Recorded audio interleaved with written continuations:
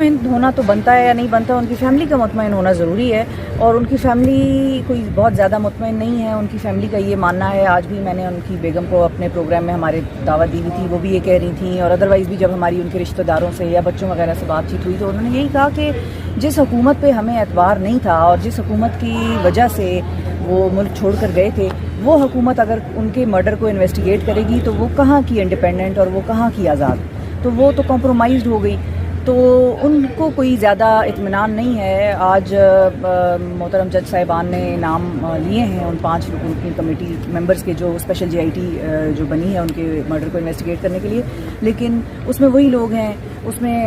جو جن کی سربراہی میں وہ بنی ہے، وہ سربراہی جو ہے وہ جس کو ہم کہیں گے کہ ڈی آئی جی صاحب جو ہیں ان کے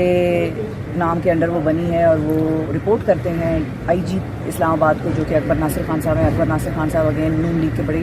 قریبی جو ہیں، وہ ایک طرح سے وہی نون لیگ ہی ان کو لے کر آئی ہے یہاں پر وفاق میں۔ عمران خان صاحب کے دور میں وہ نہیں آ سکے تھے،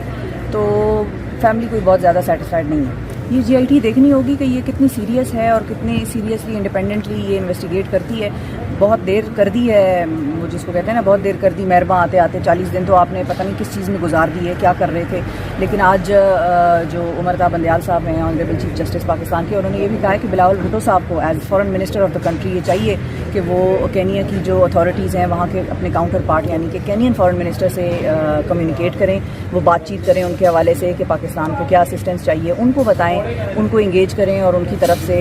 معاونت حاصل کریں تاکہ وہاں پر بھی انویسٹیگیشن ہو سکے اور یہاں پر بھی پراپرلی ہو سکے۔ لیکن پاکستان کی ٹیم جو بنائی ہے وہ اگر فیملی کو مطمئن نہیں کر سکتی تو ایونچولی آپ کے سوال کے جواب میں یہی کہوں گی کہ ہمیں جانا پڑے گا یونائٹڈ نیشنز کی طرف، تو بلاول بھٹو اس میں بھی اہم کردار ادا کر سکتے ہیں۔ بلاول صاحب کو چاہیے کہ یونائٹڈ نیشنز کو لکھیں as foreign minister of the country کہ ہمارے یہاں اتنا بڑا آدمی مارا گیا اور ایک اور فارن لینڈ پہ مارا گیا، اس ملک کو بھی شامل کریں، لیکن یونائٹڈ نیشنز ہی کو مانا جائے گا انڈیپینڈنٹ اتھارٹی اسٹرکچر۔ میں تو کہہ رہی ہوں کہ ان کو اطمینان ہونا ضروری ہے، اور ان کو اطمینان نہیں پہنچا اس اقدام سے، تو اتنا بڑا اگر اسٹیپ لیا ہے سپریم کورٹ نے، سو موٹو ایکشن لیا ہے، تو ان کو ضروری یہ چاہیے کہ وہ اس چیز کی طرف نظر ثانی کریں۔ تبھی تو اس لیے کیا گیا کہ وہ حکومت کو بھی ٹائم دے رہے ہیں کہ آپ اپنے ایکشنز بھی لیں، ذرا اس پر اقدام کریں، جو انسٹرکشنز ان کو سپریم کورٹ دے رہی ہے اس کے حوالے سے اقدامات کیے جائیں۔ لیکن کل کیونکہ میں عدالت میں موجود نہیں تھی تو میں بہت حتمی طور پر نہیں کہہ سکتی، لیکن میری رائے کے مطابق جو میں نے سنا ہے وہ یہ سنا ہے کہ سپریم کورٹ کے معزز جج صاحبان نے یہ فرمایا کل کہ ہم ویٹ کر رہے تھے اور ہم انتظار کر رہے تھے کہ ہم سو موٹو لیں گے، لیکن ہم فیکٹ فائنڈنگ رپورٹ کے آنے کا انتظار کر رہے تھے۔ تو اگر وہ کہہ رہے ہیں تو پھر ہمیں ان کی بات پہ اعتماد کر لیتے ہیں، کوئی ریزن نہیں ہے ہمارے پاس کہ ہم ان پہ یقین نہ کریں،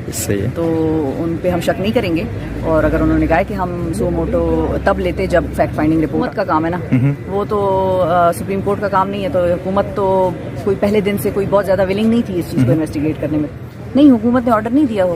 سپریم کورٹ نے تو آج خود نوٹس لیا ہے، لیکن فیکٹ فائنڈنگ رپورٹ مکمل ہوتی، وہ سارا جو پیپر ورک ہے وہ کمپلیٹ ہوتا، ساری رپورٹ بنتی تو وہ سپریم کورٹ میں جمع کراتے یا ریلیز کرتے، تو اس کے بعد سو موٹو ہوا۔ یہ جج صاحبان نے بتایا ہمیں کل۔ ٹھیک ہے، تھینک یو، بہت شکریہ۔